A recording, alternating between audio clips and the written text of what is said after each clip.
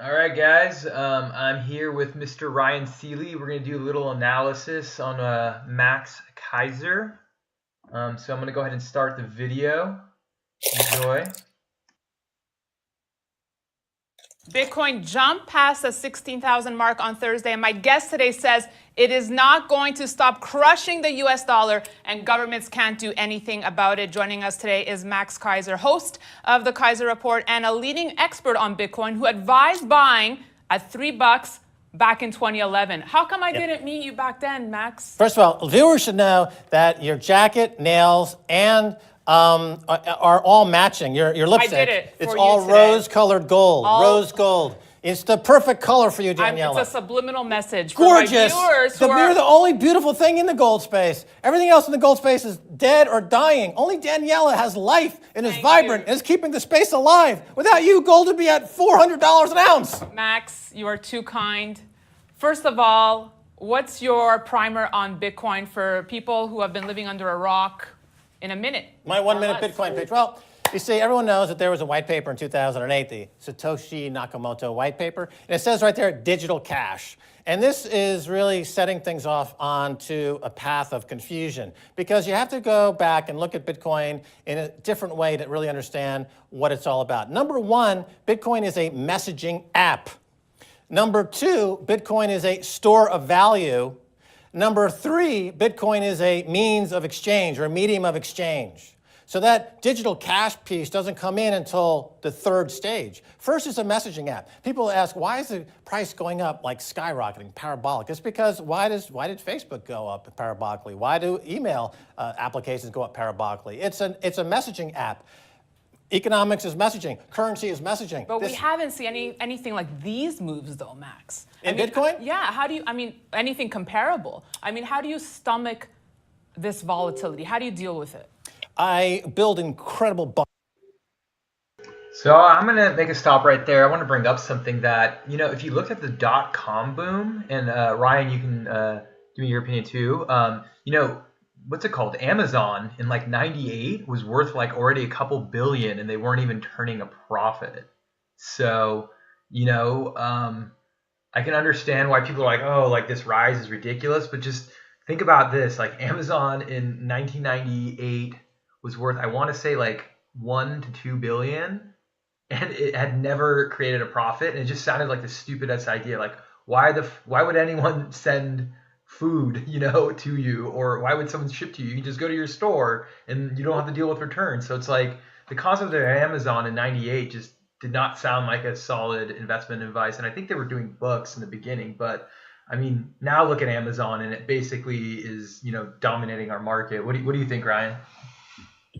Yeah, that's true. It started out as a bookstore, but just the idea of having a marketplace online where people could buy something and have it shipped, that was a new concept. And yeah, the whole concept of the internet and allowing electronics to, or allowing the internet to have people buy and sell things that they weren't able to communicate, especially with eBay. That was, a big driver for internet adoption. And I don't know. Sounds good. I'm going to go ahead and continue the video. So let's let it finish out.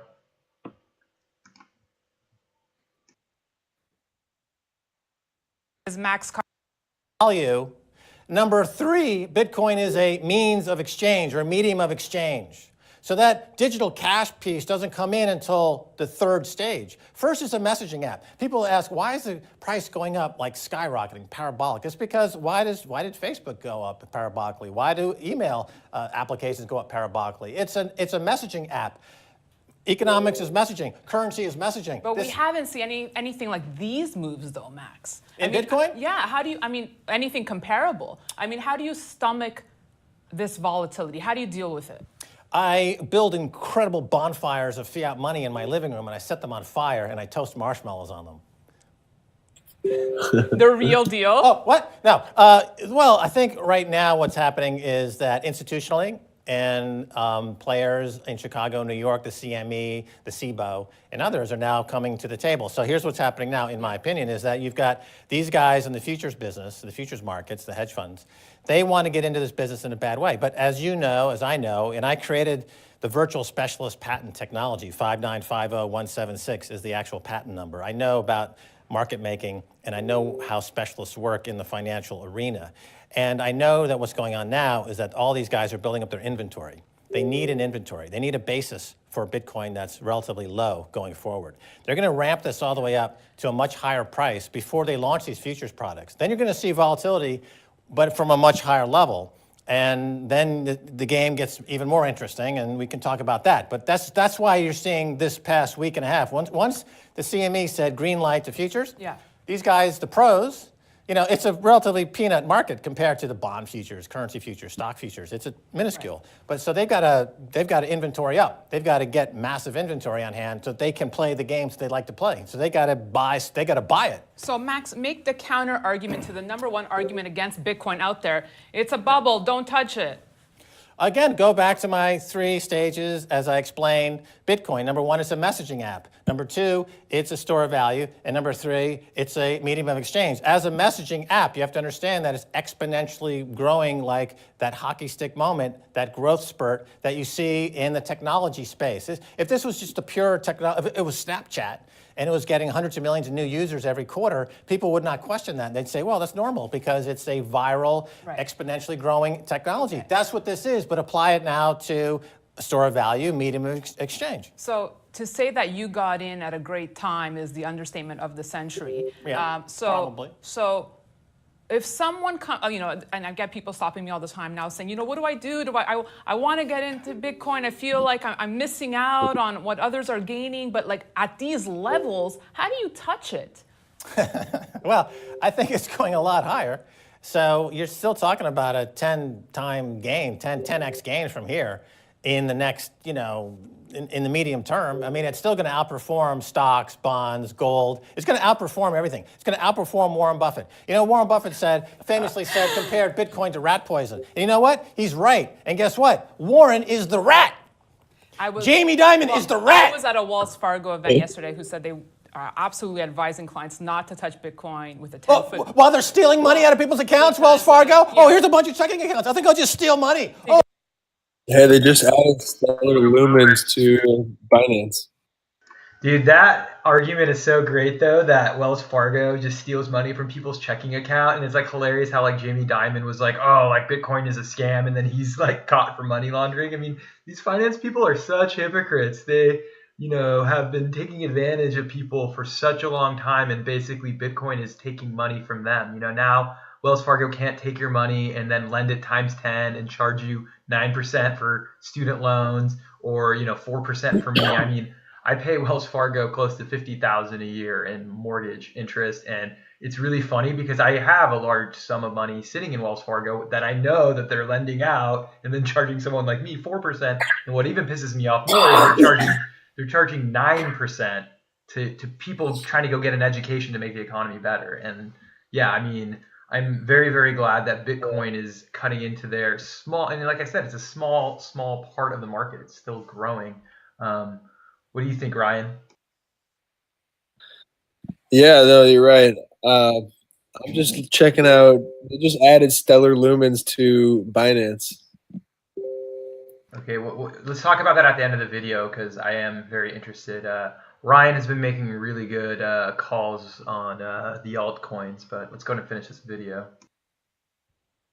Oh, don't buy Bitcoin and have individual sovereignty. Let's talk about the risk. People cite market risk, security risk, and regulatory risk. How do you debunk these myths? Well, regulatory risk is a non-starter because Bitcoin is the most regulated currency and security in the world. It's regulated by the protocol. The Bitcoin protocol is incredibly regulated. It's a beautifully game theory developed, equally balanced incentive system between buyers and miners and developers. And according to the hash 256 algorithm for proof of work stake in the cryptography area, and it just builds on top of that. And it's like, you have to, this is my comparison to gold, is that gold is element number, 97?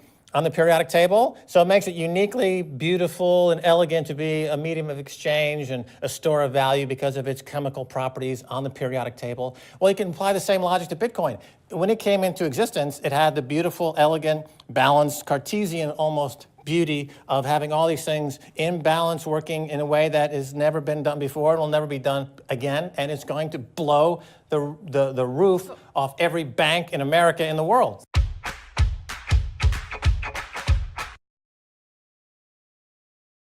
So yeah, I think that's some great points that Max Keiser's making. Now let's pull up the what you were talking about. What was the name of the coin, Spencer? What coin? You were talking about Luminum, or what was the name of the coin that we? Stellar Lumens was just added to Binance, and for a moment it was and on then there. Lumens wallet. Is this it? There it is. No, just the top one, Stellar Lumen. Okay, how to buy right here, or just Lumen wallet? And just type in Stellar Lumen. Okay, here we go. Coin market cap. That's the company. They just got added to Binance, and for a moment there, they were at about 900.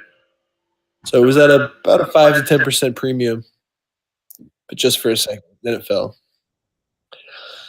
Literally, just like 1 minute ago, it got added to Binance. So usually that's a good thing. Why is it a good thing? It allows more people to buy it, more people to get access to the coin. And Stellar's a good coin. It's kind of like Ripple, but they work with IBM and they do a lot of other kind of financial transactions similar to Ripple, but not private or proprietary like Ripple is. So a lot of people like them. These coins were actually originally given out for free.